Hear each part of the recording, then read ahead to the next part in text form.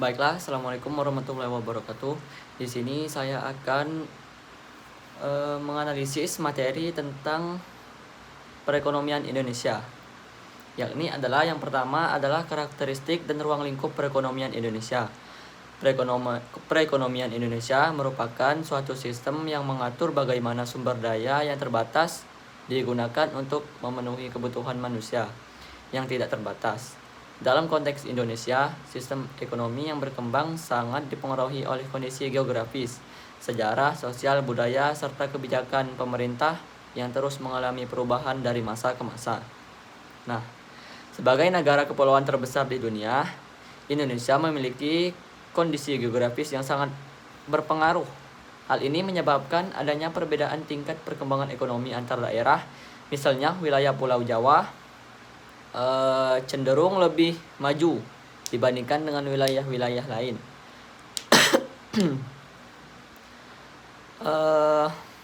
Perbedaan ini disebabkan oleh faktor infrastruktur, akses terhadap pendidikan, dan distribusi investasi yang belum merata. Nah, karakteristik utama perekonomian Indonesia adalah sebagai negara berkembang. Hal ini ditandai dengan tingkat pendapatan per kapita yang masih dalam kategori menengah, tingkat kemiskinan yang masih ada, serta ketimpangan distribusi pendapatan. Nah, namun demikian, Indonesia memiliki potensi besar untuk berkembang menjadi negara maju karena didukung oleh sumber daya alam yang melimpah dan jumlah penduduk yang besar.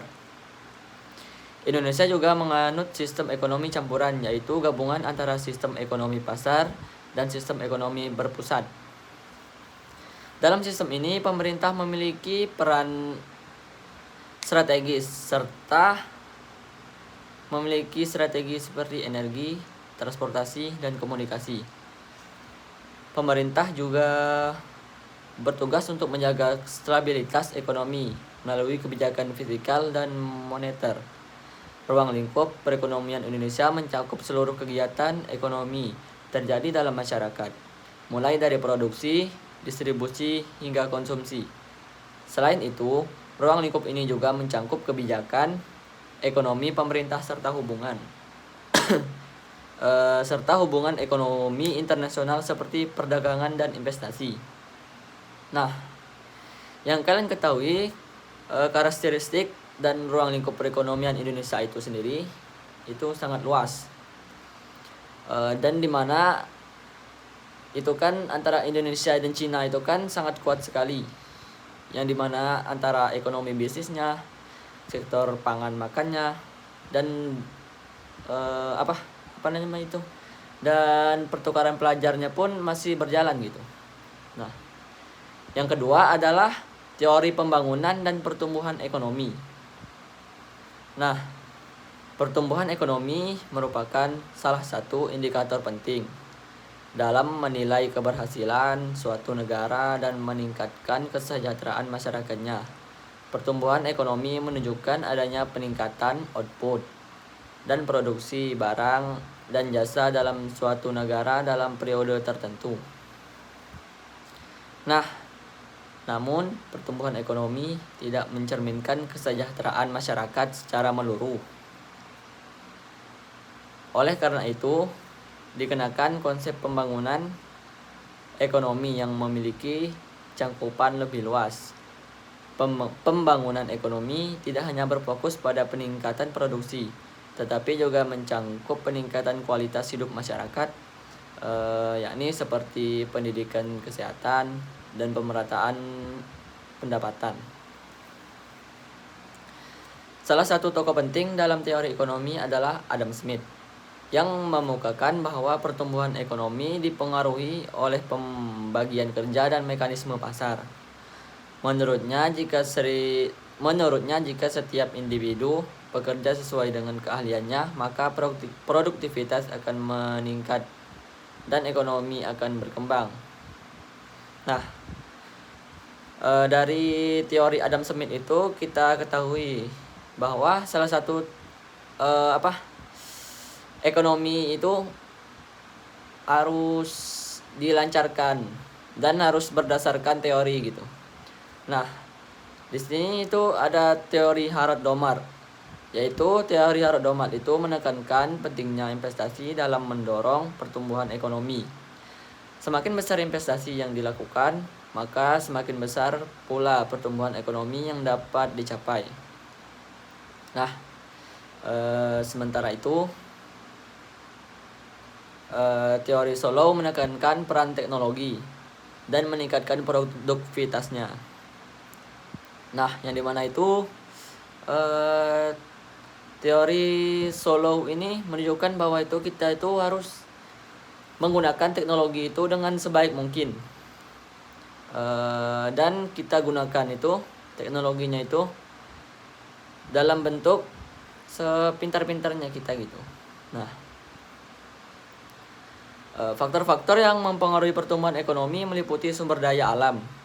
Nah, yang pertama itu adalah sumber daya manusia, modal, teknologi, stabilitas politik.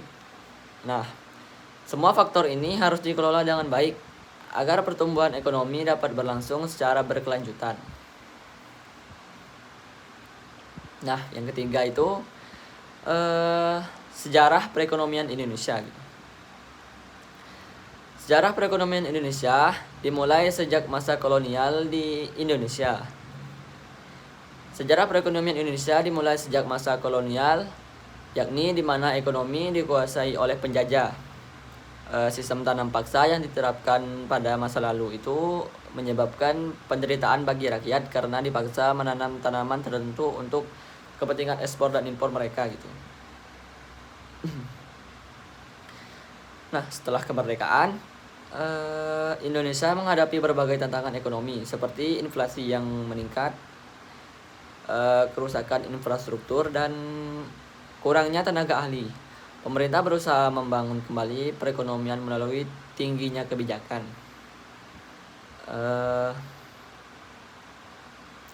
Pada masa Orde Baru, pemerintah fokus pada pembangunan ekonomi dan menekankan stabilitas. Berbagai kebijakan dilakukan untuk meningkatkan pertumbuhan ekonomi, seperti pembangunan infrastruktur dan peningkatan investasi. Namun, krisis ekonomi tahun 1998 menjadi titik balik dalam sejarah perekonomian Indonesia. Krisis ini menyebabkan banyak perusahaan yang bangkrut dan menyebabkan peningkatan pengangguran. Dan krisis Indonesia memasuki era reformasi dengan berbagai perubahan dalam sistem ekonomi. Yang pertama itu adalah masa kolonial. Nah, yang kalian ketahui sendiri, pada masa kolonial itu sendiri, gimana itu para negara asing menjajah kita dengan berbagai cara trik mereka itu untuk menguras sumber daya yang ada di bumi Indonesia ini. Nah, yang dimana sebelum kedatangan bangsa Barat, masyarakat Indonesia telah memiliki sistem ekonomi tradisional yang berbasis agraris dan perdagangan. Yang dimana Indonesia itu kan termasuk kerajaan-kerajaan maritim ya. Nah, kerajaan-kerajaan maritim seperti Sriwijaya dan Majapahit menjadi pusat perdagangan internasional, terutama dalam komoditas rempah-rempah, minyak, dan pangan-pangan lainnya.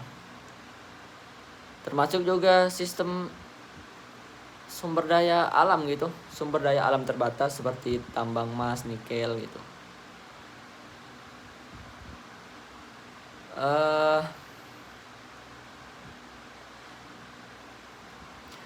Kerajaan Sriwijaya dan Majapahit menjadi pusat perdagangan internasional, terutama menggunakan sistem barter dan perdagangan antar daerah. Yang kedua adalah masa kolonial. Masa kolonial penjajahan Belanda, yakni adalah masa penjajahan perekonomian Indonesia, dikendalikan sepenuhnya oleh pemerintah kolonial. Salah satu kebijakan yang paling terkenal dalam sistem tanam paksa atau Kulturstijl yang diperlakukan pada abad ke-19. Nah, kalian sudah sekali ketahui kan, kita juga itu pernah belajar tentang sejarah Indonesia, yang dimana itu Indonesia itu pernah dijajah oleh beberapa negara. Ada berapa kemarin ya? Kalau nggak salah itu 8 negara, nggak salah. Nah, pada masa penjajahan ini, perekonomian Indonesia dikendalikan sepenuhnya oleh pemerintahan kolonial, yakni itu Belanda itu sendiri. Dalam sistem ini, rakyatnya dipaksa komoditas ekspor seperti kopi, tebu, dan gula. Dampaknya itu, rakyat mengalami penderitaan dan kemiskinan. Terjadi ekspolitas sumber daya alam secara besar-besaran. Struktur ekonomi menjadi tidak seimbang atau hanya menguntungkan oleh negara tersebut. Nah, selain itu Belanda juga membangun infrastruktur seperti jalan dan rel kereta api. Tetapi tujuan itu lebih untuk melancar distribusi hasil bumi ke pelabuhan ekspor. Yang dimana itu hasilnya itu untuk mereka sendiri dan tidak dibagi untuk Indonesia. Nah, pada awal masa kemerdekaan 1945 sampai 1965, setelah kemerdekaan, Indonesia menghadapi kondisi ekonomi yang sangat buruk, yakni inflasi sangat tinggi, infrastruktur akibat perang, minimnya tenaga ahli dan modasi. Nah, pemerintah melakukan berbagai kebijakan seperti nasionalisasi perusahaan asing dan pengendalian harga. Namun, kebijakan ekonomi saat itu belum stabil, sehingga pertumbuhan ekonomi masih rendah. Masa Orde Baru 1965 sampai 1998, pada masa ini pemerintah fokus pada stabilitas ekonomi dan pembangunan jangka panjang, yakni ciri utamanya itu pembangunan infrastruktur besar-besaran, masuknya investasi asing, dan program industrialisasi dan modernisasi. Nah, yang kalian ketahui sendiri itu, di mana Belanda itu juga banyak juga dukungannya terhadap Indonesia, yang dimana perbaikan jalan, pajak-pajak gitu. Nah, kenapa Indonesia sekarang itu tidak maju? Ya karena banyaknya orang-orang yang di atas sana itu sering bermain dengan uang gitu. Mereka mau keuntungannya sendiri itu terhadap mereka dan tidak peduli terhadap negara dan rakyatnya gitu. Nah, pada masa ini pemerintah fokus pada stabilitas ekonomi dan pembangunan jangka panjang. Indonesia mengalami pertumbuhan ekonomi yang cukup tinggi, namun terdapat kelemahan seperti ketergantungan pada utang luar negeri, korupsi, kolusi, dan nepotisme atau KKN. Dan ketimpangan ekonomi. 5 adalah krisis ekonomi 1997 sampai 1998. Krisis moneter ASIS berdampak besar pada Indonesia. Nilai rupiah jatuh drastis, yang dimana banyaknya perusahaan bangkrut, pengangguran meningkat tajam, dan kemiskinan melonjak. Nah, krisis ini menjadi titik balik yang mengakhiri Orde Baru. Masa reformasi 1998 sampai sekarang, setelah krisis Indonesia melakukan reformasi ekonomi, perbaikan sistem perbankan dan transportasi kebijakan ekonomi, dan desentralisasi atau otonomi daerah. Ekonomi Indonesia mulai berkembang dan stabil tumbuh kembali. Sejak saat ini Indonesia menghadapi tantangan baru seperti globalisasi, digital ekonomi, dan ketimpangan wilayah. Nah, dari yang telah saya sampaikan ini, termasuk kejamnya itu negara asing, dan di mana itu Indonesia sendiri itu kurangnya kapasitas sumber daya. Indonesia itu kurangnya alat-alat digital mereka kurang, dan teknologi mereka itu sangat kurang dan mencukupi, yang dimana krisis ekonomi itu sangat pesat dan besar terhadap Indonesia. Nah, yang keempat itu adalah kemiskinan dan distribusi pendapatan. Nah, sudah kalian ketahui dari kemiskinan itu sendiri, kemiskinan adalah merupakan kondisi di mana seseorang tidak mampu memenuhi kebutuhan dasar, termasuk sandang, pangan, dan makanan. Nah, kemiskinan menjadi salah satu masalah utama dalam perekonomian Indonesia. Perekonomian Indonesia, kemiskinan meliputi kemiskinan absolut, relatif, struktural, dan kultural. Penyebab kemiskinan antara lain rendahnya pendidikan, kurangnya lapangan pekerjaan, serta ketimpangan pertambangan. Nah, distribusi pendapatan menunjukkan bagaimana pendapatan dibagikan kepada masyarakat. Ketimpangan distribusi pendapatan dapat menyebabkan kesenjangan sosial yang tinggi. Upaya pemerintah untuk mengatasi kemiskinan antara lain melalui bantuan sosial, pendidikan, dan menciptakan lapangan pekerjaan. Nah, berikut adalah jenis-jenis kemiskinan. Yang pertama adalah kemiskinan absolut. Nah, yang udah kalian ketahui sendiri adalah kemiskinan absolut itu tidak mampu memenuhi kebutuhan minimum.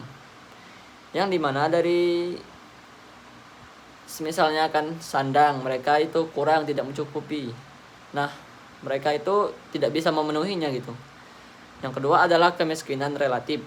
Nah, kemiskinan ini dibandingkan dengan kelompok lain. Yakni adalah misalnya antara aku dan Reno misalnya dibandingkan misalnya itu aku itu harta turunan orang tuanya itu 7 turunan gak habis-habis, sementara si Reno itu sangat miskin sekali, 1 turunan aja udah gak sanggup gitu. Nah, misal kan. Nah, yang ketiga adalah kemiskinan struktural.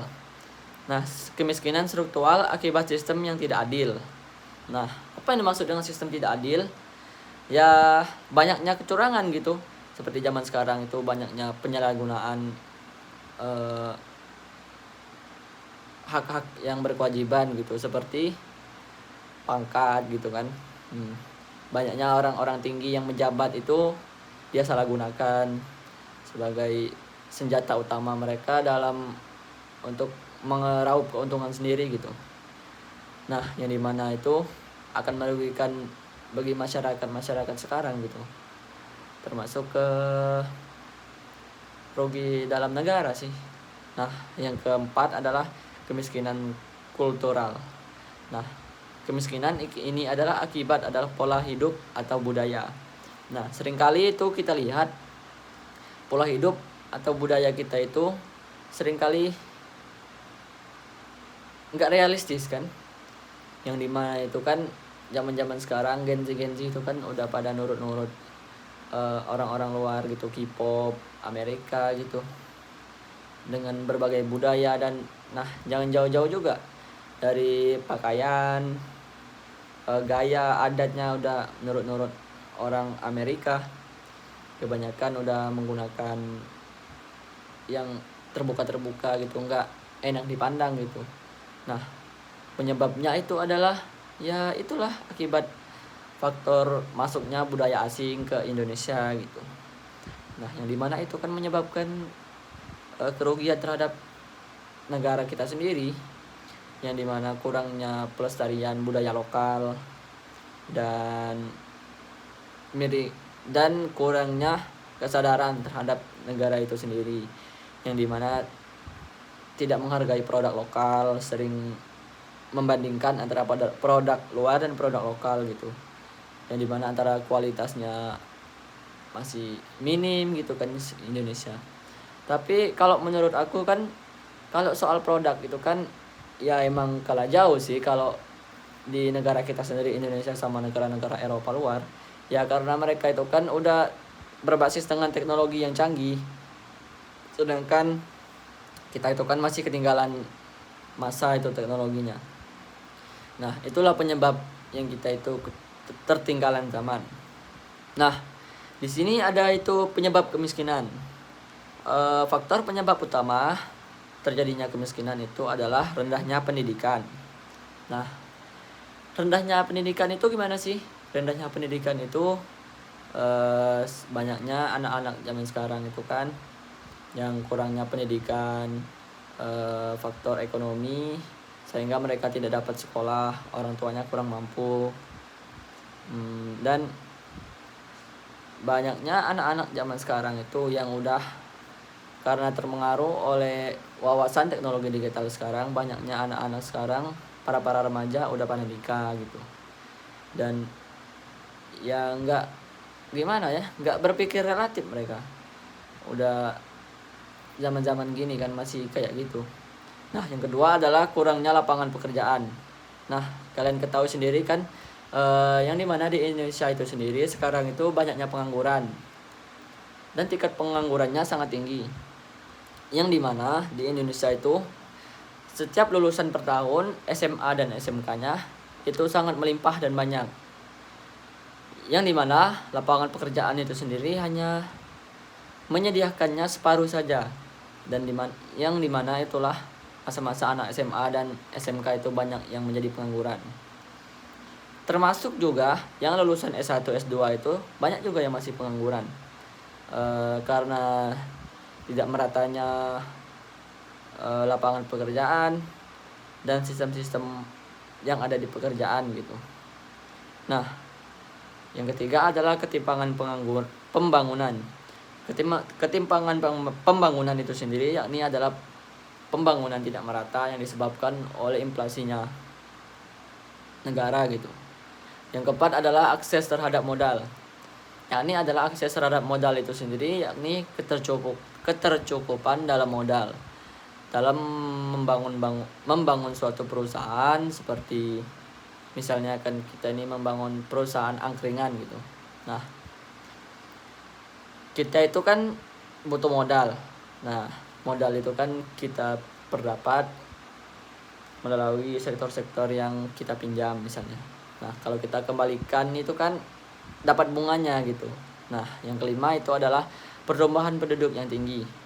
Nah, pertumbuhan penduduk yang tinggi itu sudah kalian ketahui, yakni adalah meningkatnya pertumbuhan penduduk, yang dimana inflasi penduduk meningkat, dan dimana lapangan pekerjaan itu sendiri menurun, yang dimana kurangnya lapangan pekerjaan. Nah, dampak kemiskinan itu sendiri adalah menimbulkan rendahnya kualitas hidup, tingginya angka pengangguran, dan meningkatnya kriminalitas.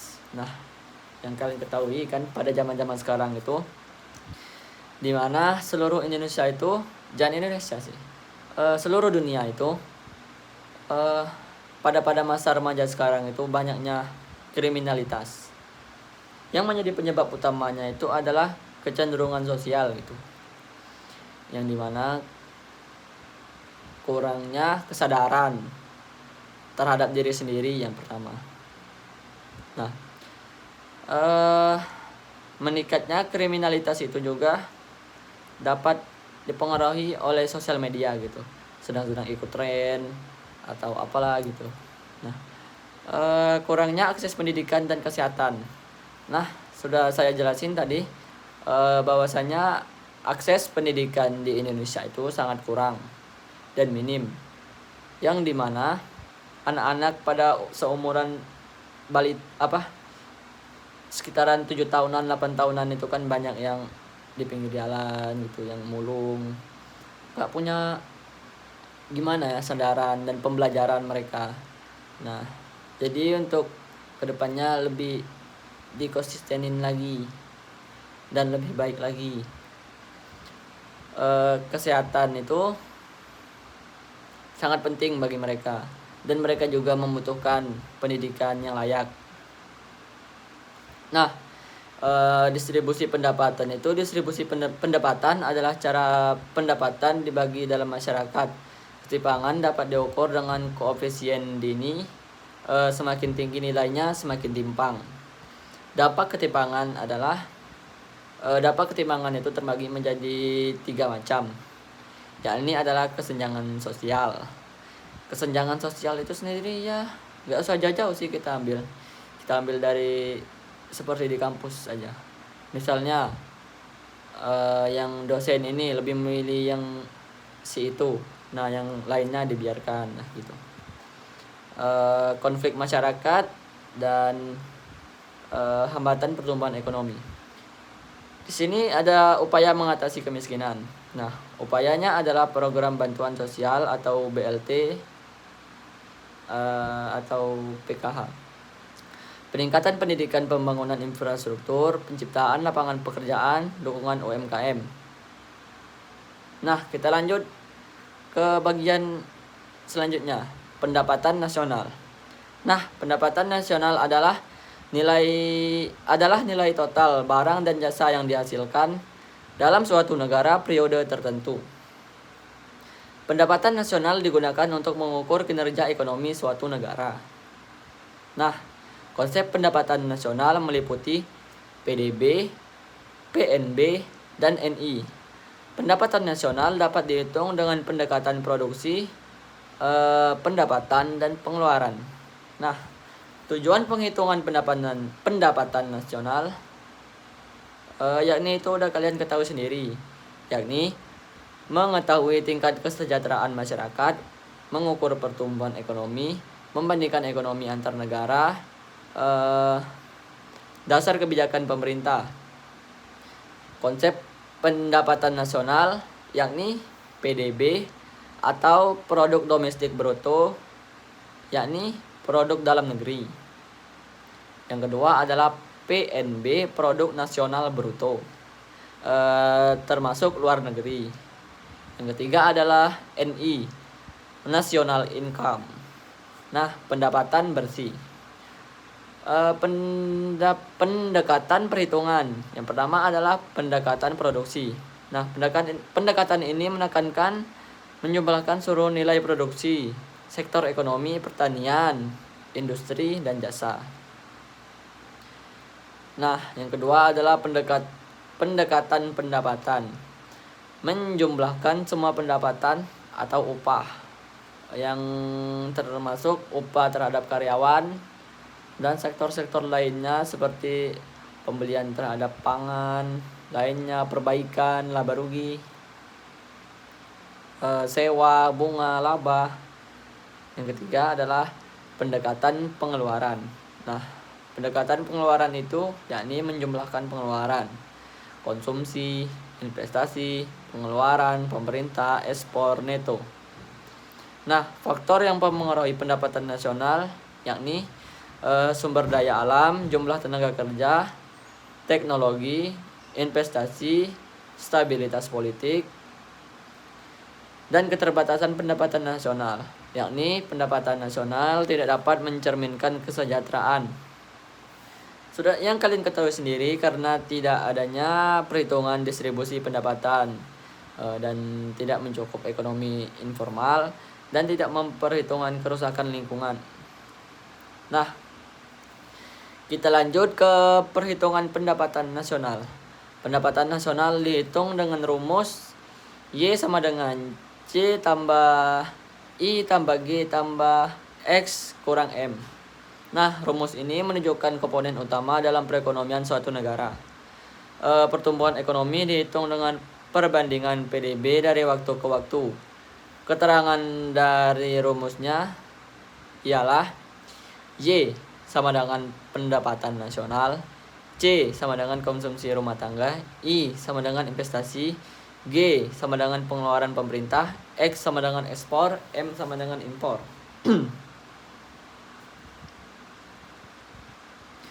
Nah, penjelasan komponen yang pertama adalah konsumsi. Kita jelaskan secara menyeluruh. Konsumsi adalah pengeluaran masyarakat untuk kebutuhan sehari-hari seperti makanan, pakaian, dan transportasi, dan lainnya. Yang kedua ada investasi. Investasi adalah pengeluaran untuk pembelian barang modal seperti mesin, bangunan, dan peralatan produksi. Yang ketiga adalah pengeluaran pemerintah, yakni adalah belanja negara untuk pembangunan, infrastruktur, pendidikan, kesehatan, dan menyediakan lapangan pekerjaan di mana untuk keselamatan para karyawan. Dan seperti pada masa sekarang ini, banyaknya yang menyediakan MBG atau yang kita ketahui sendiri, makanan gratis yang disebarkan kepada seluruh sekolah yang ada di Indonesia sekarang. Ekspor dan impor atau XM. Nah, ekspor yakni menambahkan pendapatan nasional, impor yakni mengurangi pendapatan nasional. Yang ketiga adalah cara menghitung pertumbuhan ekonomi. PDB sama dengan tahun sekarang, PDB sama dengan tahun sebelumnya. Nah, contohnya misalnya konsumsi 500, investasi 200, pemerintah 150, ekspor 100, impor 50. Maka pendapatan nasional sama dengan 50 tambah 200 tambah 150 tambah 100 dikurang 50 yakni sama dengan 900. Nah, fungsi perhitungan pendapatan nasional mengetahui kondisi ekonomi mengetahui ekonomi negara, dasar perencanaan pembangunan, evaluasi kebijakan ekonomi, menentukan strategi pembangunan. Permasalahan dalam perhitungan yakni adalah data tidak sesuai atau data tidak akurat, ekonomi informasi tidak tercatat, perubahan harga, inflasi, perbedaan metode antar negara, dan 7 adalah peran pemerintah. Nah, yang di sini itu sudah kalian banyak ketahui, yang dimana peran pemerintah itu sangat besar dalam hal konteksnya negara gitu. Yang dimana pemerintah itu sendiri berperan dalam sektor pengurus dan pengarah bagi masyarakatnya, yakni peran pemerintah itu mengumpulkan data ekonomi, yang kedua menyusun kebijakan fiskal, yang ketiga menjaga stabilitas ekonomi, yang keempat adalah mendorong pertumbuhan ekonomi.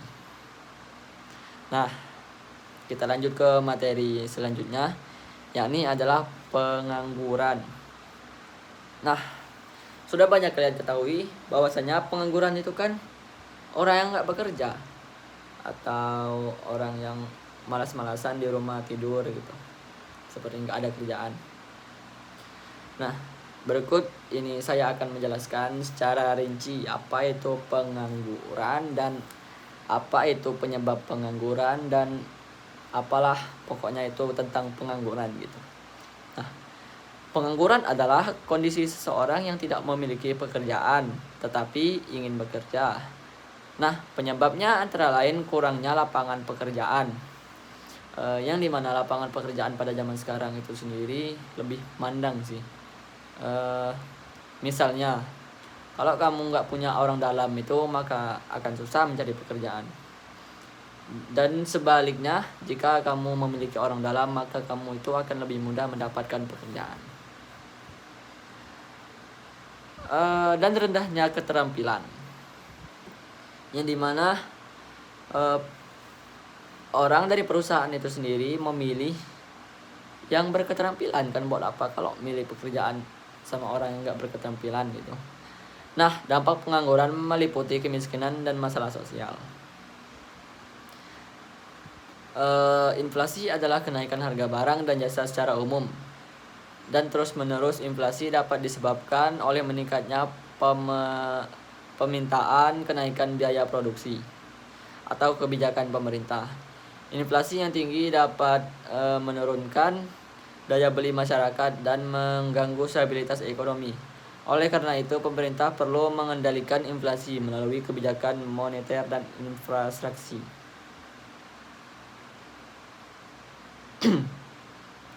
Pemerintah memiliki peran penting dalam mengatur perekonomian, antara lain melalui kebijakan fiskal atau pajak dan pengeluaran, dan kebijakan moneter atau pengaturan jumlah yang beredar. Pemerintah juga bertanggung jawab dalam menyediakan infrastruktur pendidikan dan layanan kesehatan untuk meningkatkan kesejahteraan masyarakat. Perdagangan internasional adalah kegiatan jual beli antara negara. Kegiatan ini meliputi ekspor dan impor. Perdagangan internasional memberikan manfaat seperti memperluas pasar dan meningkatkan devisa negara, tetapi juga memiliki risiko seperti ketergantungan terhadap negara lain. Globalisasi adalah proses integrasi ekonomi antara negara. Globalisasi membawa dampak positif bagi perkembangan ekonomi dunia. dan investasi, tetapi juga membawa dampak negatif seperti persaingan yang ketat antar berbagai negara gitu. Usaha mikro, kecil, dan menengah (UMKM) memiliki peran penting dalam perekonomian Indonesia. UMKM mampu menyerang tenaga kerja yang meningkatkan pendapatan masyarakat. Nah, pembangunan berkelanjutan adalah pembangunan yang memperhatikan kebutuhan generasi sekarang tanpa mengorbankan generasi mendatang. Hal ini mencangkup aspek ekonomi, sosial, dan lingkungan. Ketimpangan wilayah terjadi karena perbedaan perkembangan antar daerah. Hal ini menyebabkan kesenjangan ekonomi dan sosial. Sumber daya manusia merupakan faktor penting dalam pembangunan ekonomi. Pendidikan dan kesehatan yang baik dapat meningkatkan kualitas tenaga kerja. Industrialisasi adalah proses perubahan dari ekonomi agraris menjadi ekonomi industri. Industrialisasi dapat meningkatkan produktivitas dan pertumbuhan ekonomi. Dan ekonomi digital berkembang pesat dengan adanya teknologi internet. E-commerce dan fintech menjadi bagian yang penting dalam perekonomian modern.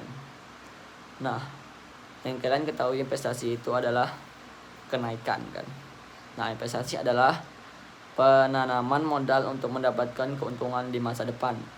Investasi dapat berasal dari dalam maupun luar negeri.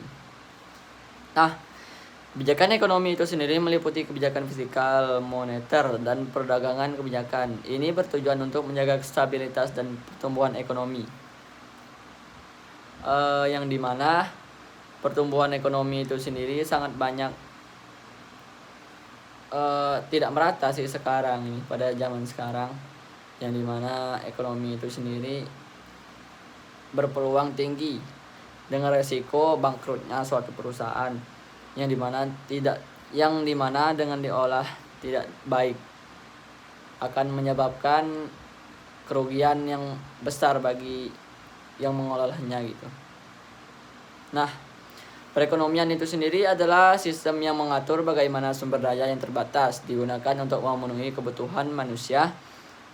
Dalam konteks Indonesia, sistem ekonomi yang berkembang itu sangat tidak terbatas. Sejarah sosial budaya serta kebijakan pemerintah yang terus mengalami perubahan dari masa ke masa. Sebagai negara yang luas dan termasuk negara yang memiliki sumber daya semuanya itu, termasuk minyak, pangan, yang lainnya, rempah-rempah, Indonesia memiliki kondisi geografis yang sangat beragam. Hal ini menyebabkan adanya perbedaan tingkat perkembangan ekonomi. Yakni adalah perekonomian Indonesia adalah sebagai negara yang berkembang. Hal ini ditandai dengan tingkat pendapatan per kapita yang masih dalam kategori menengah gitu, dengan kemiskinan yang masih ada serta ketimpangan distribusi pendapatan. Nah, demikian Indonesia memiliki potensi besar untuk berkembang menjadi negara maju karena didukung oleh sumber daya alam yang melimpah dan jumlah penduduk yang besar.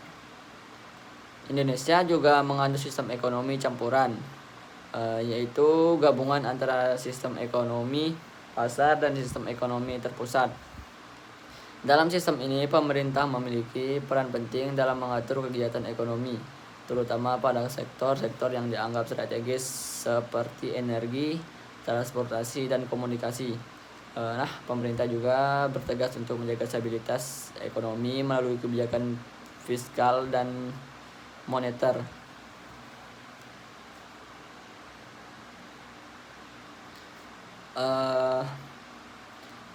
Ruang lingkup perekonomian Indonesia mencakup seluruh kegiatan ekonomi yang terjadi dalam masyarakat, mulai dari produksi, distribusi, hingga konsumsi. Selain itu, ruang lingkup ini juga mencakup kebijakan ekonomi Indonesia, perataan, serta hubungan. Pertumbuhan ekonomi ini merupakan satu indikator penting dalam menilai keberhasilan suatu negara dan meningkatkan kesejahteraan masyarakatnya.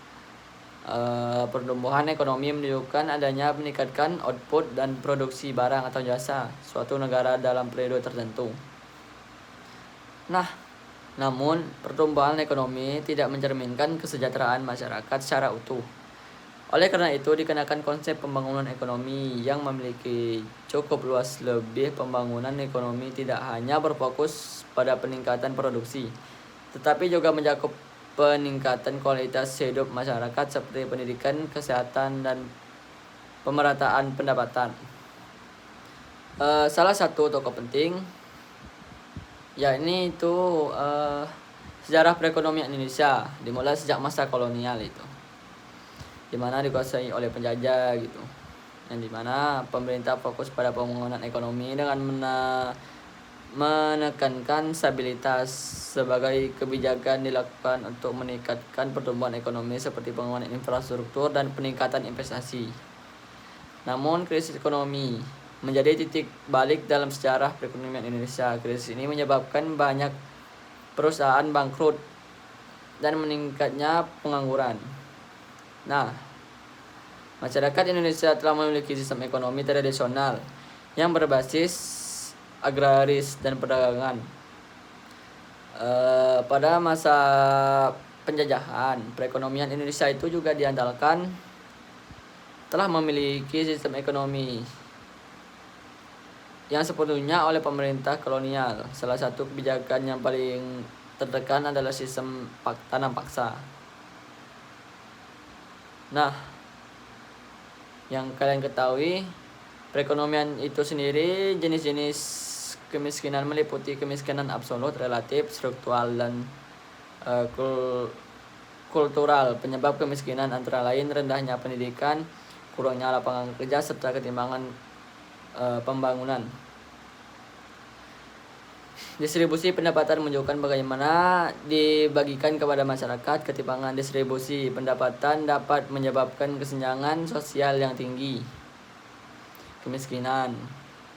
Nah, yang dimana pendapatan nasional itu negara dalam bekerja dalam periode tertentu. Pendapatan nasional digunakan untuk mengukur kinerja ekonomi suatu negara.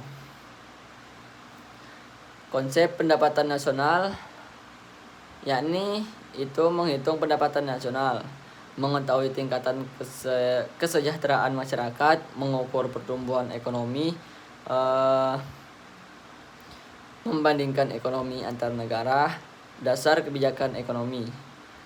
Konsep pendapatan itu kita liputkan dari PNB atau produk domestik bruto, PNB, produk nasional bruto, yakni adalah pendekatan perhitungan. Pendekatan produksi menjumlahkan seluruh nilai produksi sektor ekonomi. Dengan keterbatasan pendapatan nasional, terdapat pendapatan tidak selalu mencerminkan kesejahteraan karena tidak memperhitungkan distribusi pendapatan, tidak mencakup ekonomi informasi, tidak memperhitungkan kerusakan lingkungan. Perhitungan pendapatan adalah pendapatan nasional dapat dihitung dengan sebagai berikut ini. Dengan konsumsi, investasi, pengeluaran pemerintah, yang dimana pengeluaran masyarakat untuk kebutuhan sehari-hari seperti makanan, pakaian, dan transportasi, pengeluaran untuk pembelian barang modal seperti mesin, bangunan, dan peralatan produksi. Yang dimana belanja negara untuk pembangunan yakni infrastruktur, pendidikan, kesehatan. Ekspor dan impor yakni adalah ekspor menambahkan pendapatan nasional, impor mengurangi pendapatan internasional. Nah, cara menghitung pertumbuhan ekonomi itu sendiri adalah PDB, T sama dengan tahun sekarang, PDB sama dengan tahun sebelumnya. Fungsi perhitungan pendapatan nasional adalah mengetahui koordinasi ekonomi negara, yang dimana dasar perencanaan pembangunan, evaluasi kebijakan ekonomi itu menentukan strategi pembangunan. Yakni permasalahan pokok dalam perhitungan adalah data tidak akurat, ekonomi tidak tercatat, dan pertumbuhan harga atau inflasi, perbedaan metode antar negara. Nah, apa itu peran pemerintah? Peran pemerintah itu berperan dalam mengumpulkan data ekonomi, menyusun kebijakan fiskal, menjaga stabilitas ekonomi, mendorong pertumbuhan ekonomi. Nah, Dampaknya itu adalah meliputi kemiskinan dan masalah sosial. Inflasi adalah kenaikan harga barang dan jasa secara umum dan terus-menerus. Inflasi dapat disebabkan oleh meningkatnya permintaan, kenaikan biaya produksi, atau kebijakan pemerintah. Inflasi yang tinggi dapat menurunkan daya beli masyarakat dan mengganggu stabilitas ekonomi. Oleh karena itu, perlu pengendalian inflasi melalui kebijakan moneter dan fiskal.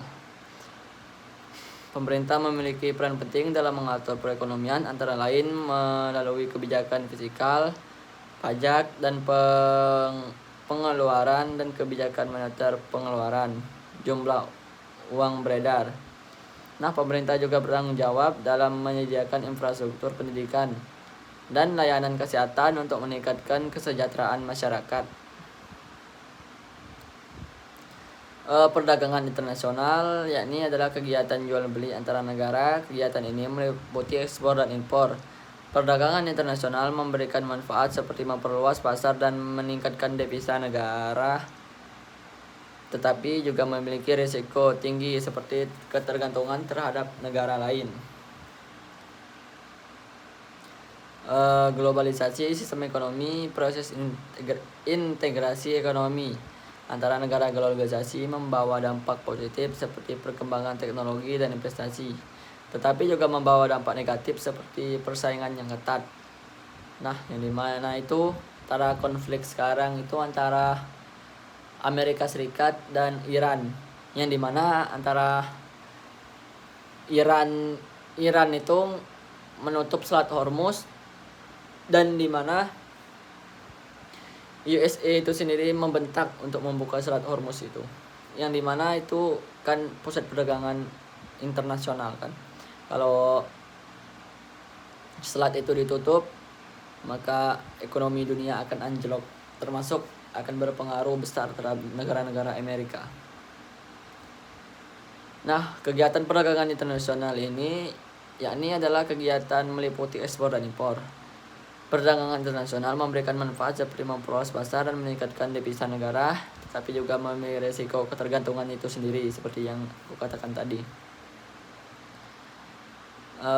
Usaha makro dan mikro UMKM memiliki peran penting dalam perekonomian Indonesia. UMKM mampu menyerap tenaga kerja dan meningkatkan pendapatan masyarakat. Pembangunan berkelanjutan adalah pembangunan yang memperhatikan kebutuhan generasi sekarang tanpa mengorbankan generasi mendatang. Hal ini mencakup aspek ekonomi, sosial, dan lingkungan. Ketimbangan wilayah terjadi karena perbedaan pembangunan antar daerah. Hal ini dapat menyebabkan kesenjangan ekonomi dan sosial. Sumber daya manusia yakni adalah faktor penting dalam membangun ekonomi, pendidikan, dan kesehatan baik, meningkatkan kualitas tenaga kerja. Sistem yang mengatur bagaimana daya yang terbatas digunakan untuk memenuhi kebutuhan manusia. Dalam konteks Indonesia, sistem ekonomi yang berkembang sangat dipengaruhi oleh kondisi geografis, sejarah, sosial, budaya.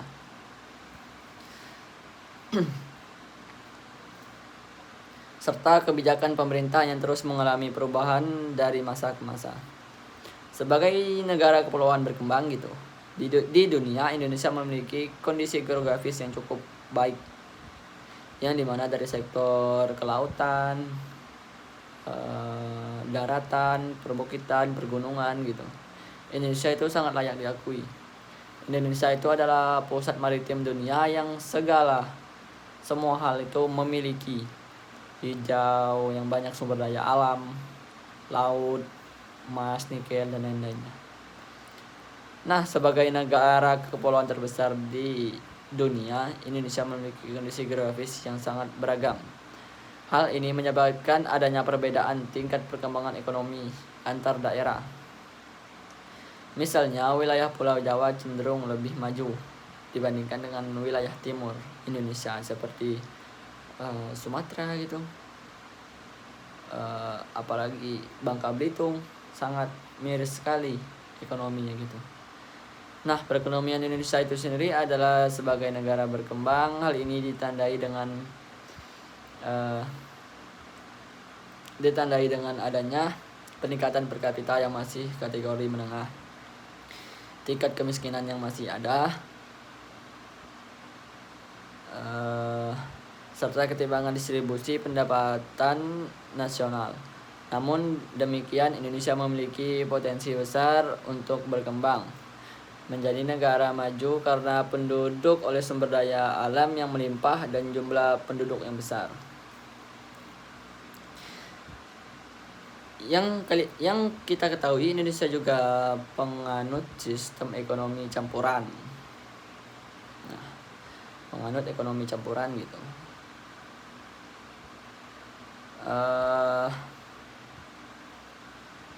Indonesia juga menganut sistem ekonomi campuran, yaitu gabungan antara sistem ekonomi pasar dan juga sistem ekonomi terpusat. Dalam sistem ekonomi, pemerintah ekonomi peran penting dalam mengatur kegiatan ekonomi, terutama pada sektor-sektor yang dianggap strategis seperti energi, transportasi,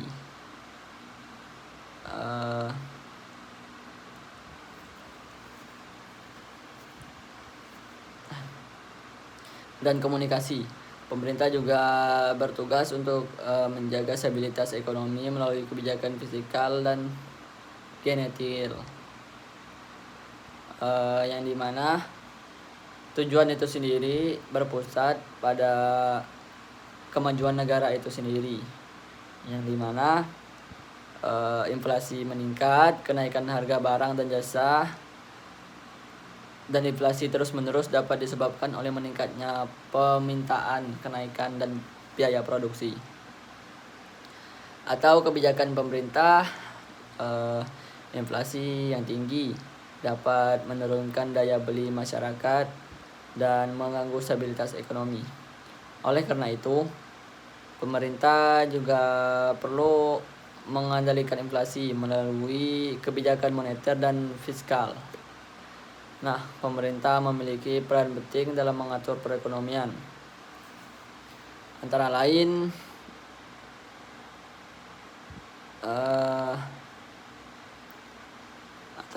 adalah melalui kebijakan fiskal, pajak dan pengeluaran, dan kebijakan moneter atau jumlah uang yang beredar.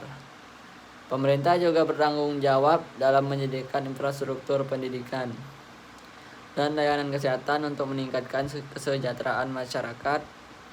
Perdagangan internasional adalah kegiatan jual beli antara negara. Kegiatan ini meliputi ekspor dan impor. Perdagangan internasional memberikan manfaat seperti memperluas pasar dan meningkatkan devisa negara, tetapi juga memiliki risiko seperti ketergantungan terhadap negara-negara lain.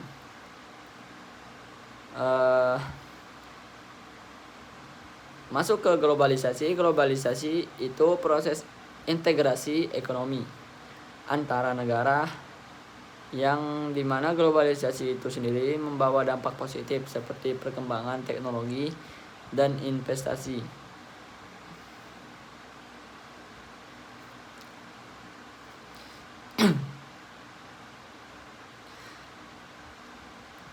Tetapi juga membawa dampak negatif seperti persaingan yang sangat tinggi, yang dimana banyaknya konflik antar negara gitu, yang disebabkan oleh ekonomi.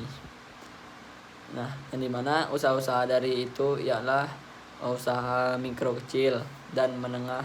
UMKM memiliki peran penting dalam perekonomian Indonesia, atau UMKM mampu menyerap tenaga kerja dan meningkatkan pendapatan masyarakat. Nah, pembangunan berkelanjutan itu pembangunan yang memperhatikan kebutuhan generasi sekarang tanpa mengorbankan generasi mendatang. Hal ini mencakup aspek ekonomi, sosial, dan lingkungan. Nah, ketimbangan wilayah terjadi karena perbedaan pembangunan antar daerah. Hal ini dapat menyebabkan kesenjangan ekonomi dan sosial. Sumber daya manusia merupakan satu faktor penting dalam pembangunan ekonomi. Pendidikan dan kesehatan yang baik meningkatkan kualitas tenaga kerja. Industrialisasi adalah proses perubahan dari ekonomi agraris menjadi ekonomi industri. Industri dapat meningkatkan produktivitas dan pertumbuhan ekonomi, dan ekonomi digital berkembang pesat dengan adanya teknologi internasional. E-commerce dan vintage menjadi bagian penting dalam perekonomian modern pada masa sekarang. Yang dimana itu kan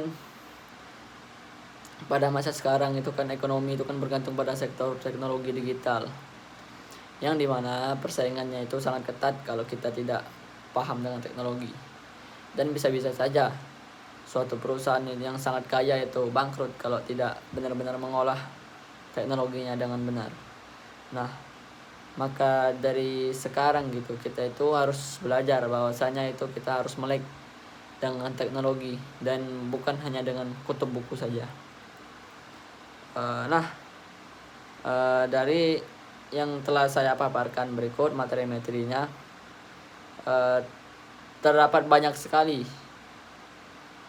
hal-hal penting yang harus kita terapkan dan harus kita kembangkan, yang dimana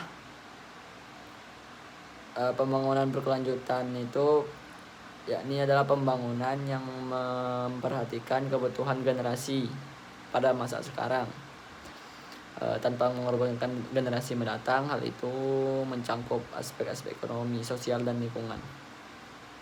Nah, sumber daya manusia adalah sumber daya faktor penting dalam pembangunan ekonomi, pendidikan, dan kesehatan yang baik dapat meningkatkan kualitas tenaga kerja. Industri adalah proses perubahan dari ekonomi agraris menjadi ekonomi industri. Industrialisasi dapat meningkatkan produktivitas dan pertumbuhan ekonomi. Ekonomi digital berkembang pesat dengan adanya teknologi internet.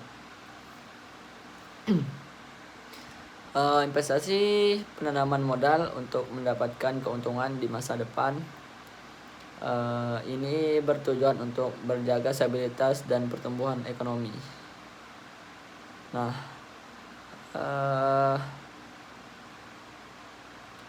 pertumbuhannya merupakan salah satu indikator penting dalam menilai keberhasilan suatu negara dalam meningkatkan kesejahteraan masyarakatnya. Pertumbuhannya menunjukkan adanya peningkatan output dan produksi barang dan jasa dalam suatu negara dalam periode tertentu. Namun demikian, pertumbuhan ekonomi itu tidak selalu mencerminkan kesejahteraan masyarakat secara menyeluruh, tetapi juga dikenal konsep pembangunan ekonomi yang tidak memiliki kecakupan yang luas. Oleh karena itu, pembangunan ekonomi tidak hanya berfokus pada peningkatan produksi, tetapi juga mencakup peningkatan berkualitas hidup masyarakat seperti pendidikan, kesehatan, dan lapangan pekerjaan bagi masyarakat. Nah, faktor-faktor yang mempengaruhi pertumbuhan ekonomi meliputi sumber daya alam, sumber daya manusia, modal, teknologi, serta stabilitas politik. Semua faktor ini harus dikelola dengan baik agar pertumbuhan ekonomi dapat berlangsung secara berkelanjutan. Yang dimana ialah salah satu tokoh pernah berkata, yang ini adalah Adam Smith, yang mengemukakan bahwa pertumbuhan ekonomi dipengaruhi oleh pembagian kerja dan mekanisme pasar.